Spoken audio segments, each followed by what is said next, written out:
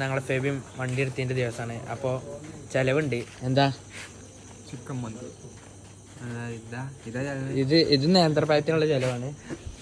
ഇതാണ് ചിലവ്. നേന്ത്രപ്പായാണോ? 2 ഉണ്ട്. ഓ സ്പെഷ്യൽ പീസാണെന്ന് പറഞ്ഞു. പോര സൈമ എത്ര? എന്നാ പിന്നെ ഇത് ഈ കൊല എടുത്താലോ? അപ്പളേ ഒരു കോസി ഉണ്ടാവുള്ളൂ. ഇത് എടുക്കാല്ലേ?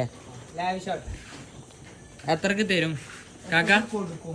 ഈ കൊല എത്രക്ക് തരും? ഈ കൊല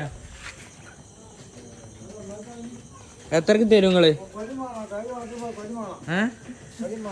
നിങ്ങൾ പറയ്. കൊല മാത്രം മതി. കൊല മാത്രം വരെ. കായ് വേണേ. കായില്ലാതെ തണ്ട് മാത്രം കിട്ടിട്ട് എന്ത് കാര്യ?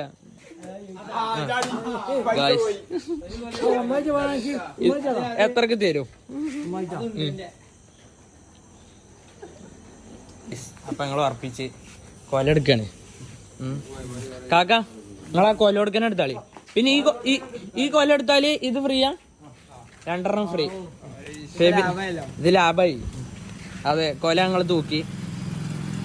കൊല കൊടുക്കാൻ ഇട്ടാളിട്ടോ കാക്ക. പെരിക്ക് അങ്ങനെ കൊണ്ടുപോയിക്കോട്ടെ. ഇതാ ഫെബിന്റെ വണ്ടിന്റെ ചെലവ് കൊല. ഇത് ഫ്രീ. അത് ഇരിഞ്ഞാളി.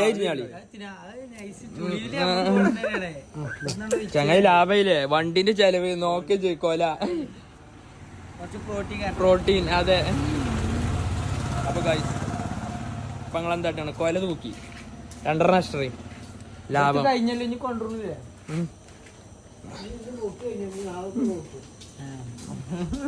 ചോക്കണ്ടപ്പോ